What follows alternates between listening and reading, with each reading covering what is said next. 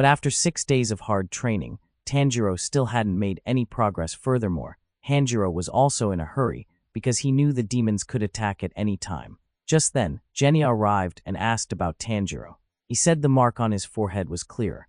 As for Tanjiro, he was very surprised because he hadn't been in contact with Genya for a long time. Genya also revealed that he had just been scolded a lot by the stone Hashira, because before that, he had warned Genya not to go near the wind Hashira. But he didn't listen, so Genya also wanted to thank Tanjiro for protecting him that time.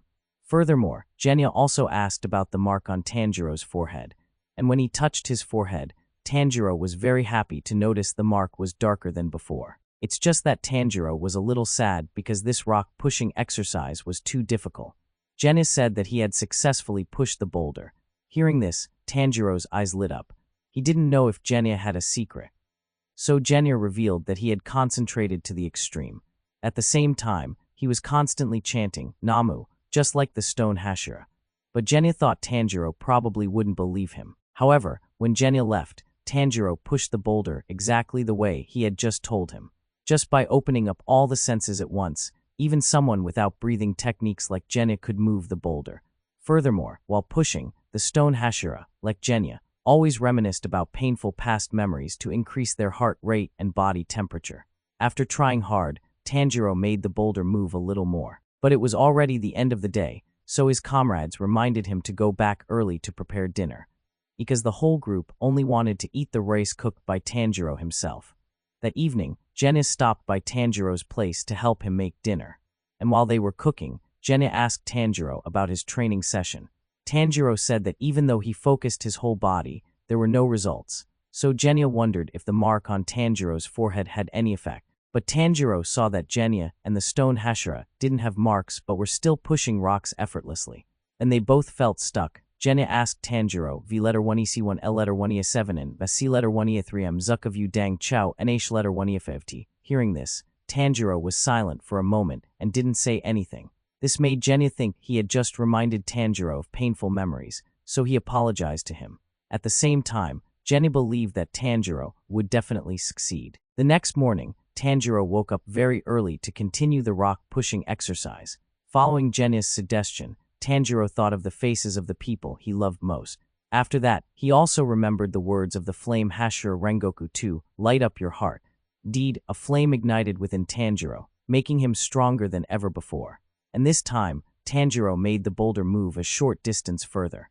Furthermore, mark on his forehead also became much clearer than before. Seeing Tanjiro training so early in the morning surprised his two friends greatly. Zenitsu thought that if Tanjiro was struggling like this, he probably wouldn't be able to last the day. However, Tanjiro was still trying his best, even though he was panting from exhaustion. Initially, Tanjiro couldn't make any progress, even though he tried very hard. But after repeating the actions according to Genya's advice, his body started to remember. The mark on his forehead became clearer, giving Tanjiro a lot more strength. And finally, Tanjiro successfully pushed the boulder, greatly astonishing his two friends. He even pushed it a very long distance, making them exclaim that he was a monster. At the same time, they were also very jealous seeing how much Tanjiro had improved. On this side, Muzan couldn't wait any longer, so he decided to set off for the master's place. Zenitsu's sparrow was carrying a letter to deliver to him. Meanwhile, Tanjiro was still trying to push the boulder for as long as possible, because Tanjiro believed that if he was careless for even a moment, he would lose strength and the boulder would push him back immediately. Seeing Tanjiro improve like this, Inasu couldn't be left behind either. So the young man reminisced about super crispy tempura to boost his strength. Unexpectedly, he also successfully pushed the boulder, so now only Zenitsu was left behind. Just then, Zenitsu's sparrow delivered him a letter. Looking at the bird's attitude, Zenitsu felt this was a very important letter. After using all his strength to push the boulder, Tanjiro moved it more than 100 meters, meaning he had completed the training portion set by Stone Hashira Goma. But because he sweated too much, Tanjiro was severely dehydrated. Thinking he was about to die, the young man wished his comrades farewell and told them he was checking out first. Luckily, the Stone Hashira appeared in time with his familiar phrase, Namu Amitabutsu. At the same time, he poured a lot of water for Tanjiro to recover. The Stone Hashira certified that Tanjiro had completed the rock-pushing training. Furthermore, he also acknowledged Tanjiro as a kind young man after learning about his actions in the swordsmith village. Because Tanjiro prioritized the lives of the villagers over his sister who had turned into a demon, he thought Tanjiro was a role model for other swordsmen to follow. Tanjiro said that was Nezuko's decision. Tanjiro also remembered that the situation at that time was truly dire, making it impossible for him to make a decision. However, Nezuko accepted being burned by the sun so Tanjiro could go save the other villagers, so Tanjiro felt he wasn't worthy of the Stone Hashira's praise. Furthermore, Tanjiro also thanked the Stone Hashira because his exercises had made him much stronger. In the Stone Hashira's memory, children were usually selfish and lied without batting an eye, but now he once again acknowledged Tanjiro as a very kind child. Seeing Tanjiro curious, the Stone Hashira recounted his past to him. In the past, the Stone Hashira adopted orphaned children at a temple. Although his eyes were blind and their food was only charity, everyone found it very delicious. Among the children, Seo was the youngest girl but very kind. Seeing Gomai looked very thin lately, she gave him some of her food. Being cared for by someone like that made the Stone Hashira very happy. But he said that because he was undergoing very rigorous physical training, being a little hungry was okay. Gomai and the children had no blood relation, but they all lived together harmoniously like a family. So he had once intended to live there with the children forever. However, one night, a child in the group encountered a demon because he didn't keep his promise to return to the temple before sunset. And to save himself, he led the demon to the temple to eat Gomai and the other children. At that time, the area where Gomai lived was always associated with stories about demons, so everyone had to burn wisteria incense at night. But that child put out the incense pot and invited the demon into the temple. Facing the demon's strength, the children had no way to resist, and when Gomai woke up startled, he witnessed 4 children being killed in an instant. Although Gomai tried to protect the remaining 4, most of them didn't listen to him. As a result, the next 3 ran outside and also lost their lives. At that time, Gomai was just a young man with a thin body because he usually ate very little. Furthermore, his eyes were blind, so perhaps the children just saw him as useless. Only Seo listened to Gomai, so the little girl hid behind him. Therefore, he was determined to protect Seo at all costs. That night, the Stone Hashira fought the demon alone with his strength. Although the demon caused a wound on Gomai's forehead, he tore off its 2 arms. After that, the Stone Hashira vented his anger on the demon until morning. And even now, he doesn't understand why his body was so full of strength that night. As for Seo, who witnessed everything from behind, she was extremely scared. Even though his body was full of injuries, the Stone Hashira risked his life to protect Seo. Yet when the villagers arrived, Seo said that man was a monster and that he had killed everyone. At that time, the scene only had Gomai and the bodies of the children, while the body of the demon had disappeared after he finished it off. So the Stone Hashira was accused of murder and unjustly thrown into prison. At that moment, Gomai would have been satisfied with just a word of thanks from Seo. Perhaps Seo was only 4 years old, so he didn't expect anything more. Luckily, after that, Gomai was saved from the death penalty by the master, and from then on, the Stone Hashira became a suspicious person who didn't trust anyone. But when he met Tanjiro, his heart saw him as an upright and honest person. So the Stone Hashira decided that he would support Tanjiro wholeheartedly so he wouldn't go astray. After hearing Gomai's story, Tanjiro cried because he was very moved. As for the Stone Hashira, he gently stroked Tanjiro's head like the little girl Seo from years ago. At the same time, he also praised Tanjiro for doing very well in his training. During the meal, Genya also shared that the Stone Hashira was a very kind person, because after learning that Genya had eaten demon flesh, he introduced him to Shinobu to check his physical condition. As for the young man Inosuke, he intended to eat all the fish Tanjiro had saved for Zenitsu, so Tanjiro advised him to be a little less greedy, because Zenitsu was also very hungry now. Tanjiro planned to visit the water Hashira-jiu after the meal, so he invited Genya to come along. But currently, Genya hadn't completed the 100-meter rock-pushing exercise because he couldn't use breathing techniques. Inosuke heard this and mocked guys who couldn't use breathing techniques like Genya, calling them worthless brats. So the 2 guys lunged at each other, exchanging punches full of brotherly love, making Tanjiro quickly intervene. Only when Tanjiro pinned Inosuke down did the 2 young men stop. Immediately after that, Tanjiro brought Zenitsu's grilled fish portion to his training area. Furthermore, Tanjiro was also very worried when he saw Zenitsu hadn't been talking to anyone lately. Zenitsu said that he still hadn't completed the rock-pushing exercise. Furthermore, Zenitsu had a plan that he absolutely had to carry out himself. Hearing this, Tanjiro really wanted to do something to help Zenitsu a little. But Zenitsu just thanked Tanjiro for his kindness and didn't want his help, because this specific task had to be done by Zenitsu himself. Tanjiro then set off to visit the water Hashiraju. On the way, Tanjiro was constantly worried, wondering if Zenitsu was really okay. Furthermore, Hanjiro was also worried about Nezuko, because without him, she must miss him very much. Soon, Tanjiro arrived at Jiu's place. As soon as he entered, Tanjiro witnessed the Wind Hashira and Water Hashira exchanging techniques very intensely. It turned out the Water Hashira kept his promise to Tanjiro to participate in a training spar with the Wind Hashira, and the Wind Hashira used Wind Scar technique to rush at his opponent with lightning speed. Although both were agile, Tanjiro could now clearly see their movements.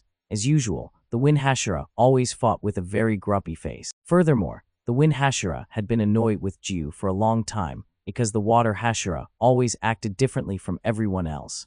But the Water Hashira remained very calm, using water breathing to defend and counterattack the Wind Hashira at the same time. Seeing the Water Hashira was off guard, the Wind Hashira planned to unleash his final blow to finish the match. But the Water Hashira managed to defend in time, causing both their wooden swords to break at the same time. So the Wind Hashira suggested they switch to punching to decide the winner, which Tanjiro quickly rushed to stop. This made the Wind Hashira very angry, because Tanjiro had clearly been forbidden to interact with him. As for Tanjiro, he thought the two seniors were fighting over Hanamaki Masha. While training at the Wind Hashira's place, Tanjiro always smelled the faint scent of glutinous rice along with green tea. So if the Wind Hashira was craving Hanamaki Moshai that much, Tanjiro was willing to make him a bash until he was full. Being exposed about his preference like that made the Wind Hashira very angry, so he got annoyed and gave Tanjiro a punch before storming off. When the young man woke up, he only saw older brother Jiu next to him, and he told Tanjiro that he and the Wind Hashira were just sparring as part of the Hashira special training. Furthermore, Jiu was quite surprised to learn that Seimi liked Hanamaki Moshai, so next time the Water Hashira would keep some Hanamaki Moshai ready to give to the Wind Hashira and become friends with him. However, this plan was so unstable that Tanjiro's crow also protested, telling the two old guys to stop immediately. That evening, the Wind Hashira was still very angry because all his students were a bunch of lazy slackers, and while he was full of enthusiasm for training, he couldn't find the Serpent Hashira or the Mist Hashira anyway. On top of that, the sparring session with the Water Hashira today was ruined by Tanjiro. Even his preference for Hanamaki Moshai was discovered by Tanjiro, making the Wind Hashira incredibly annoyed. Just then, the Wind Hashira felt something behind him, so he immediately turned around to grab it, and in the Wind Hashira's hand was an eye that had been secretly watching him for who knows how long. When it turned to dust, the Wind Hashira immediately realized this was a blood demon art, meaning the Demon Slayer Corps headquarters had been infiltrated by demons. Meanwhile, the Master and Lady Aman were waiting for the appearance of a special individual. None other than the Demon Lord Kibutsuji Muse, and currently, he is heading straight towards the Master's estate with a very calm demeanor. Along with that, a chilling demonic aura always enveloped his body. At first glance, anyone would think this was some kind of pop king, but in reality, he is the #1 enemy of the Demon Slayer Corps. Facing Musen's appearance, the Master wasn't surprised at all, because he fully understood that this day would finally come. For the first time meeting, Musen immediately criticized the appearance of Master Yubashiki Kagai as very unsightly. As for the Master, he was very happy that the one his family and the Demon Slayer Corps had been hunting for 1,000 years had finally arrived. At the same time, he asked a man what his appearance was like, and the lady said that he had the appearance of a 30-year-old man with glowing red eyes. Musen couldn't believe that the family that had obstructed him for 1,000 years looked so withered, because now he was smelling the stench of rotten flesh from Kagai. And the Master recounted that the doctor had said he would die half a year ago, but he still managed to survive. It was all thanks to his determination to defeat Musen. Hearing this, Musen declared that that wish would be extinguished tonight, because soon the Master would be killed by his own hands. However, the Master wasn't scared at all, and even told Musen that he and Musen shared the same bloodline. But Musen was from 1,000 years ago, so the blood relationship was no longer clear. Just because a demon like Musen was still alive, the Master's family had suffered a curse for 1,000 years. and the curse caused all the children in the family to die early from illness. Then the family was about to perish. A divine priestess gave advice that they must annihilate Muzan. Only by doing so could the family survive. And for many years, the master's family had married into the divine priestess's family so their children could live longer. But then none of the family members lived past 30 years old. Hearing this, Muzan dismissed Kagai's words about the law of causality as pure nonsense, because Muzan had done many evil deeds for thousands of years, and no gods or Buddhas had punished him. But today, standing before Kagai, he suddenly felt no hatred. Instead, he felt everything was very familiar when he saw Kagai's two children still innocently playing in the yard. Although the Demon Slayer Corps' greatest enemy had arrived, the two children still sang cheerfully without paying attention to him. And this feeling of familiarity made Muzan feel very uncomfortable. Furthermore, he knew that the master's estate only had 4 people and no one guarding it. The master said that he had seen through Muzan's heart. And for many years, Muzan had always dreamed of the eternity he craved. But the master believed that he would never achieve what he wanted because Nezuko was still protected by the Demon Slayer Corps. Hearing this, Muzan went closer to Kagai and told him that he still had plenty of time to find Nezuko, unlike someone who was about to die like Kagai. But Kagai believed he was mistaken because he knew what eternity truly was. According to the master, eternity is human motion, because for thousands of years, many swordsmen of the Demon Slayer Corps have fallen, but their emotions have not disappeared. And they will never forgive someone who constantly takes other people's lives like Muzan. That is proof of the saying that human emotion is eternal. From now until the future, Muzan will never be forgiven, and the symbolic balls representing the souls of the innocent will always cling to Muzan until he dies. The master also warned Muzan that he had provoked hidden dragons many times. They are the swordsmen of the Demon Slayer Corps who have always been watching Muzan, waiting for the moment to take his life. Even if Muzan killed the master here, the Demon Slayer Corps would not be harmed because his life is no longer important now. Conversely, if Muzan died, all the demons he created would disappear. Hearing this, Muzan clearly showed his anger, as every word of the master was very accurate. And before dying by Muzan's hand, Kagai also wanted to say a few final words. Although Kagai just said his life was no longer important, luckily the Hashira of the Demon Slayer Corps all loved him very much. So when Kagai died, the morale of the Demon Slayer Corps would surely increase greatly. Finally, the master thanked Muzan for agreeing to listen to what he had to say. As for Muzan, he clearly showed his annoyance, so he was ready to send all 4 members of the master's family on their way. On this side, the Hashira were summoned urgently upon receiving information that the master's estate was under attack, so they ran at a very high speed while praying that the master was safe. Tanjiro was in a hurry, hoping he would arrive in time to protect him. Previously, the Hashira had discussed appointing the strongest individuals to protect the master. The Wind Hashira suggested that 2 Hashira should constantly accompany him. But according to the Stone Hashira, he had advised the master for 15 years, and the master wouldn't listen, and he absolutely refused to use Precious Hashira for himself. Shinobu also heard that none of the past masters of the Ubashiki family had bodyguards, and now everyone is running very quickly towards the master's estate upon hearing that the enemy had attacked. They all hoped to arrive in time to protect him before it was too late. However, just as Muzan was about to strike, the entire master's estate suddenly exploded. It turned out the master had prepared a bomb in the estate and waited for Muzan to arrive, and Muzan's eyes couldn't believe that Kagai would go to such lengths. On this side, the Hashira were shocked when they arrived at the estate and saw that it had exploded and nothing was left, and they didn't know what was happening inside the estate. Only Tanjiro's keen nose could smell burnt flesh in the sea of fire. As for Muzan, after taking the full blast from the master, his body was no longer intact. Although his body had partially recovered, he still felt unbearable pain. Muzan realized that he had underestimated Kagai. Unexpectedly, Kagai would sacrifice himself and his family just to weaken him. Kagai even mixed needles into the explosives to increase damage and slow down Muzan's recovery ability. Just then, Muzan felt the Hashira gathering at the estate, so Muzan realized Kagai had used himself as bait to lure him. Indeed, Kagai's hatred for Muzan was no different from venomous snakes, which is why he was willing to sacrifice his family just to help the Demon Slayer Corps defeat Muzan. As soon as Muzan's body fully recovered, someone unleashed a blood demon art around him, and meatballs grew many sharp thorns that pierced through Muzan, completely restraining him. The thorns even branched out densely inside Musen's body, making him unable to move. Musen intended to absorb all these thorns when Tamao suddenly lunged forward and punched through him. It turned out Tamao had used blood demon art talismans so Musen couldn't sense her. And Tamao told Musen that the sharp thorn blood demon art belonged to the person Musen had turned into a demon on the street before. And inside her fist was the medicine to turn a demon back into a human. Hearing this, Musen would never believe Tamao had made such medicine. At the same time, he grabbed Tamao's head and reminded her of the past, when she ate her husband and children and many other people. But Tamao said that she would atone for all her sins by dying together with Musen right here.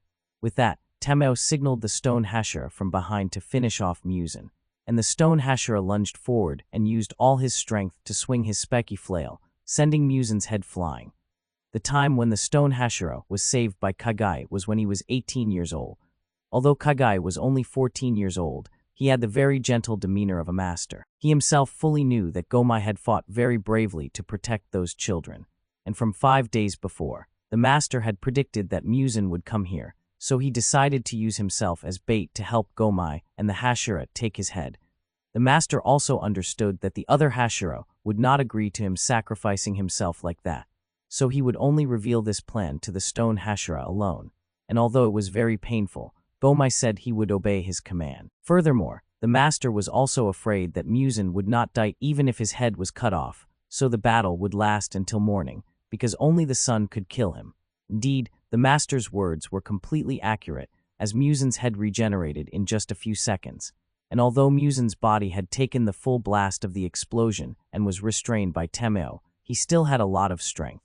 So the stone Hashira decided to hold him off until morning. Seeing himself in danger, Musen immediately used his blood demon art to create thorny ropes to attack the stone Hashira. But he immediately used stone-breathing third form to blow away all of his thorny ropes. At this moment, all the Hashira of the Demon Slayer Corps had gathered at the master's estate, and all of them were shocked to see that it had exploded and nothing was left. Only a demon was standing in the rubble, so the Wind Hashira thought he was the culprit. As for the stone Hashira, he saw that the master's plan was perfect, as the Hashira had all gathered. So he immediately shouted for everyone to know that that demon was Musen, and although he had swung his flail and cut off Musen's head, he was still not dead. Hearing this, the Hashira realized that this was the demon lord they had been searching for all this time. So the whole group immediately used their breathing styles and rushed to gang up on him. As for Tanjiro, he used the Hinakami Kagura to lunge forward and finish him off. But as everyone got close to Musen, a sound from Nakheim's biwa rang out. The spatial portal opened right under everyone's feet, causing them all to fall into the Infinity Castle. On this side, Genya, who was practicing shooting, was also taken away. Even the young man Inosuke hadn't even finished a bite of tempura before he was called to fight. Even the swordsman from Yurata's side couldn't escape Nakheim's biwa sound, and the gravity of the bizarre Infinity Castle was so strange that everyone was being pulled in different directions. Not only the swordsman, but also the crows were pulled into the Infinity Castle, and while the swordsmen were constantly screaming, Inosuke seemed extremely excited because this was his time to show off the results of his training. As for Zenitsu, normally he was a young man who liked to joke around and fall asleep during battles. But tonight, he held his sword tightly with determined eyes to enter the final battle. Meanwhile, the Hashira were very worried, not knowing where they were being taken, and among them, the youngest was Muakuro, because he was only 14 years old this year. On this side, the water Hashiraju was very worried about his younger disciple Tanjiro, but he actively landed in a spot to face the demon lord Musen. Musen told Tanjiro that the Infinity Castle is the hell that will bury the entire Demon Slayer Corps. Because tonight, Musen and his demons will annihilate all the swordsmen, not leaving a single one. However, Tanjiro was not scared and replied that he was the one who would go to hell. Hearing this, Musen challenged Tanjiro to see what he was capable of, and Tanjiro reaffirmed that he would defeat Musen at all costs. And that wraps up Season 4 of Demon Slayer. What a journey it's been. From breathtaking battles to emotional growth, the Hashira training arc has truly set the stage for what comes next. But hold on, the story isn't over yet. The highly anticipated Infinity Castle movie is just around the corner, and it's going to be the most intense battle we've ever seen.